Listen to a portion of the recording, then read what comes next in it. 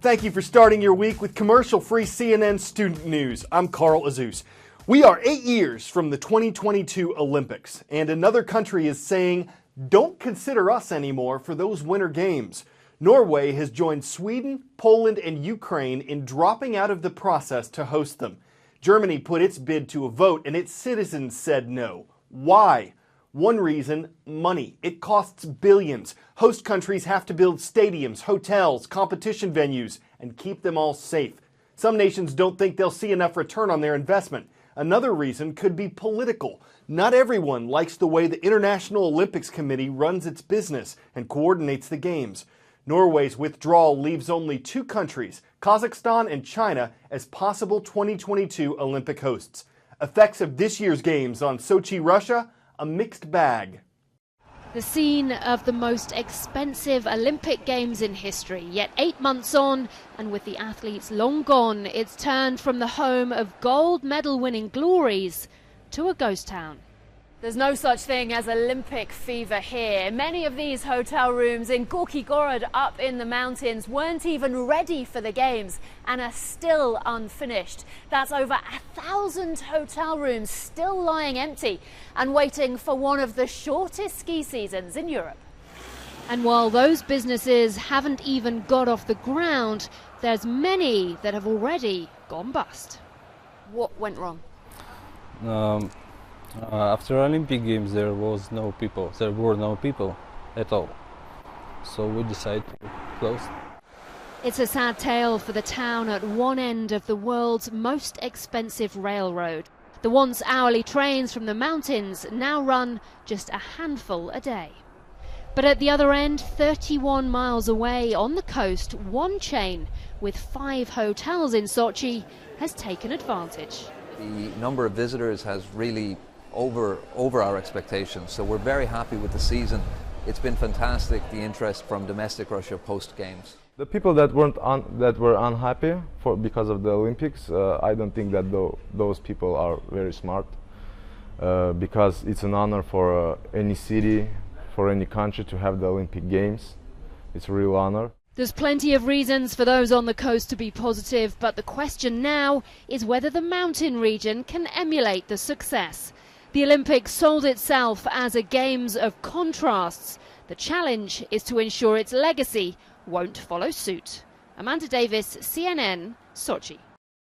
The Obama administration's been criticized for its response to the Ebola virus, that it hasn't done enough to prepare U.S. hospitals or healthcare workers to deal with the disease. It announced some changes over the weekend. 1. President Obama is appointing an Ebola response coordinator. Ron Klain will oversee efforts to prevent the spread of Ebola in the U.S. He's the former chief of staff of 2 vice presidents, but some Republican lawmakers say the president should have chosen someone with a medical background. 2.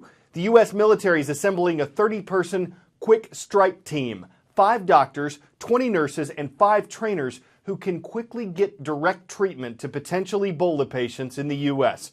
Some people are calling for the government to ban travel from Ebola-stricken countries. The administration says that wouldn't eliminate the threat. We've got upwards of 150 people a day coming from countries with live active Ebola outbreaks. For over 2 weeks, I've been calling on the administration to take the common sense stand of suspending commercial air travel out of these countries until we get the air travel under control. Right now, we know who's coming in. If we try to eliminate travel, the possibility that some will travel overland, will come from other places. We won't be able to check them for fever when they leave. We won't be able to check them for fever when they arrive. We won't be able, as we do currently, to take a detailed history to see if they were exposed. Where did Ebola come from? It's still a bit of a mystery, but here is what we know. The virus is named after the Ebola River in the Democratic Republic of Congo, formerly Zaire. That's where one of the first 2 human outbreaks happened in 1976. The other was in what's now South Sudan. Virus hunter Peter Pyatt discovered the disease. After a Belgian nun fell ill, her blood samples were sent to his lab. He tested it for yellow fever. That test came back negative. This disease was far deadlier than yellow fever. Rats tested died one after another after another. Hyatt says under a microscope, Ebola most resembled Marburg virus, a virus also from Africa. It was discovered when it killed several lab workers in Marburg, Germany in 1967. But this wasn't the same. Today, we now know there are at least 5 different strands of Ebola, all named after their areas of origin. Bundibugyo, which is in Uganda, Sudan, Zaire, Ivory Coast, and Reston. Genetic research shows the virus could be millions of years old. The exact origin of the virus isn't known, but it's believed to be carried most often by bats.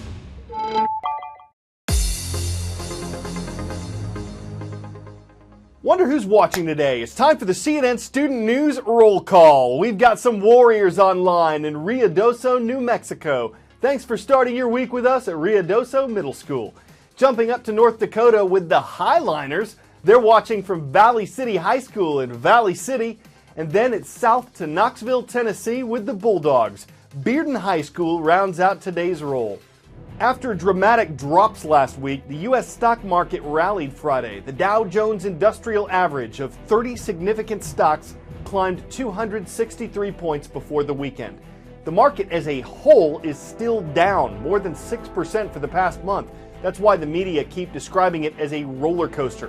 Investors who don't mind that, those willing to take big risks hoping for bigger rewards, might look beyond stocks to something called venture capital. There's a lot of talk these days about startups springing up in Silicon Valley and New York and everywhere in between. But before a startup can get started, it needs money. That's where venture capital, or VC, comes in. So what is it? Venture capital is a high-risk investment. A brave investor looking for a big profit gives money to a cash-hungry young company in exchange for a piece of that business. Their plan? Sell that stake at a huge profit once the company starts making money.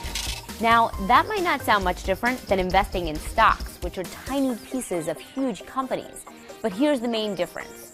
Unless something goes really, really wrong, stocks rarely drop to zero. But that happens all the time in venture capital. According to one study from Harvard, 3 out of 4 venture capital bets don't return any money to investors. Venture capitalists know those odds. They expect the 4th winning bet to pay off, big time, enough to make up for the first 3 that went nowhere. So venture capitalists have to have a high appetite for risk and a lot of patience. You often hear about them when they strike gold, like early backers of Facebook and Twitter. But those are the exceptions. And in the end, the promise of finding the next Facebook is just too tempting to pass up.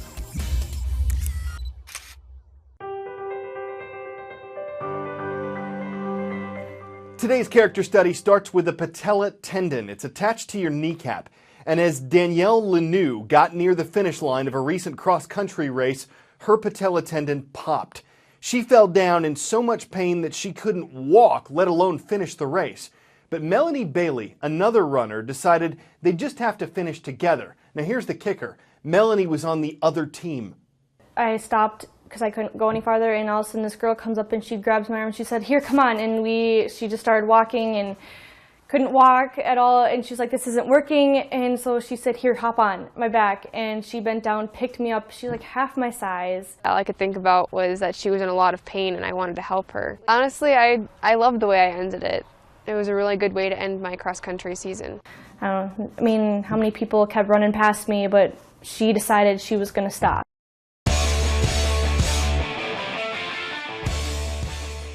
Before we go, we're scaling new heights on CNN Student News. The Gateway Arch in St. Louis, Missouri arcs 630 feet into the sky. Would you want to clean it? That hasn't been done since it was finished in 1965, and though the stains and corrosion aren't a threat to the stalwart steel structure, they ain't pretty. So officials are inspecting it to decide how to spruce it up. Some folks are hoping that can be done in time for the arch's 50th birthday. That'd be the icing on the cake. Of course, they'd have to have a concrete plan in place, an overarching blueprint for success, and nerves of steel to complete it. But getting it done could save a lot of Missouri. I'm Carl Azus for CNN Student News.